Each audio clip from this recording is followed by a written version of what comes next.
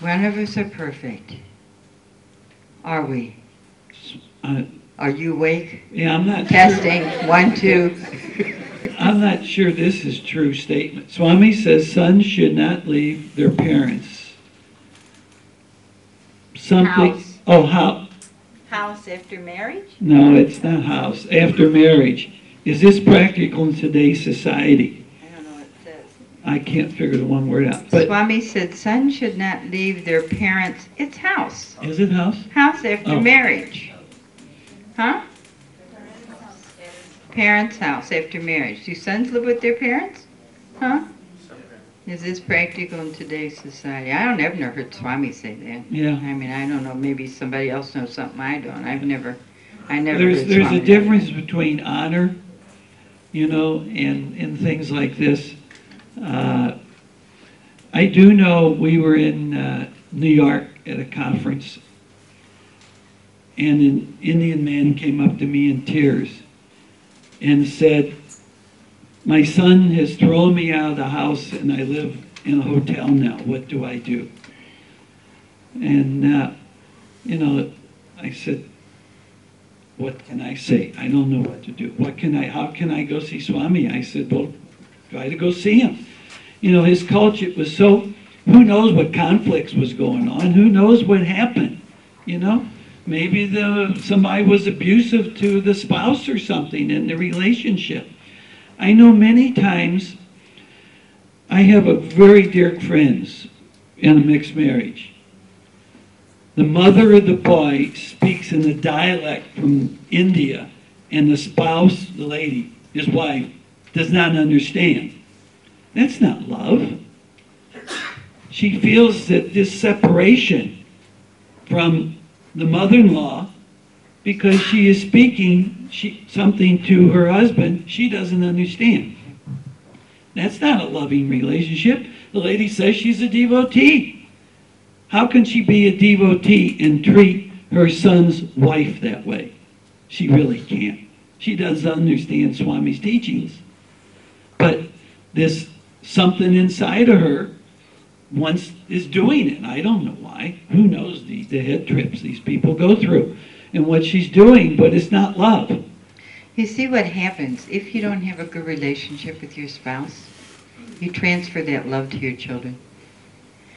And many times you want to hang on to your children to get their attention and love when you should really be getting it from your spouse. And so it creates a lot of problems.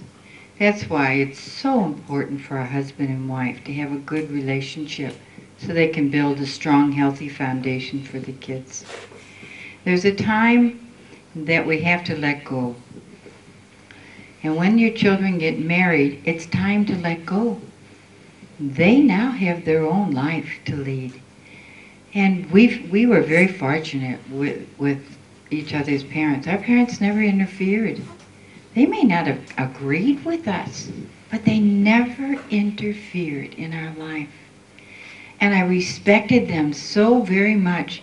And it also taught me not to interfere in my children's life. They're going to make mistakes after they're married. How do you think the two of us grew and learned? It was from the mistakes that we made, you see? So many times parents want to throw out a safety net, and they want to protect their child to a degree that they don't want him to live. I mean, you can use all the words you want on a child. Let's say he's old enough to be on his own or married. But many times, they're not ready to listen. They have to find their own way. And Swami tells us when you become a grandmother, when you're 50, start observing. When you're 60, you see, it's important for us to be examples.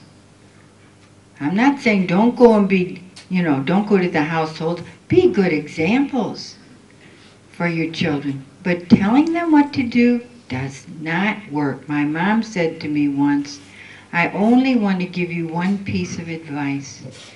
And when my first daughter got married, and she says, never tell your children what to do after they get married. and it was a good piece of advice. It keeps harmony and respect and separation. Once you leave your parents' home, you honor, respect, and do things for your mother and dad. But to have mother and dad sitting in between us, I just got done doing a role play that you've seen causes so much trouble. You got to find your own way and get rid of the programming that existed from your parents. But then respect them, as Swami says. Respect them, love them, help them, whatever. I had our parents over for dinner. You know, his parents are mine all the time. We had birthday parties at our house every month. All the holidays, they always came. And incorporate them in your family, but yet find out who you are too. Balance activities. Yeah. Is Swami serious when he says women should not work? Of course. Of course. Wait a minute. Now that is, you just spent all this time saying how women who stay at home don't work. You just got through saying that. Is Swami serious when he says women should not work? What? She meant I a know, career. I know. I'm just I think teasing this you person there. meant a career. If I'm having trouble reading your handwriting and answering the questions wrongly, please, you know. I want to tell you this. Swami says, his quotes are, he wants to educate women, and he wants women to go through universities and get degrees. But it's for the purpose, if they're going to get married and have children, it's for the purpose of having character development in their children. That's what's important, is to save a soul that is born, to raise them to a higher status. You don't want the child to go to a lesser status, right? It's not easy. Women don't want to stay in the home. And when they get a fancy degree and they're out in the work field, to come back in the home and stay there is boring. And they don't want to do it. I think I had it much easier because I got married, didn't have a career, and stayed at home, and it was just a natural thing. So I didn't have that big adjustment. It's difficult staying at home. Yeah. It really is. That's why the husbands and the fathers and everybody, grandfathers need to praise. We praise our kids all the time for staying at home, the mothers. Oh, we are so proud of you. You're doing such great work. My daughter, she had a question for Swami we asked, and just to give you his idea. She stayed in home mother. She's got 1619. She's now doing some small assistant teaching. But she's home during the off hours. I mean, she's at school when the kids are at school, but she wants to write children's storybooks. So she said she thinks I can ask Swami anything. I mean, she's always got these lists of questions, and it's the first time we've even asked Swami a question about her. I said, Swami, I said, my daughter wants to write storybooks. I said, for children. I said, can she do this? Swami said, yes, but no full-time work. It is her duty to stay home with her children. Does that answer your question? He said no 8-hour works.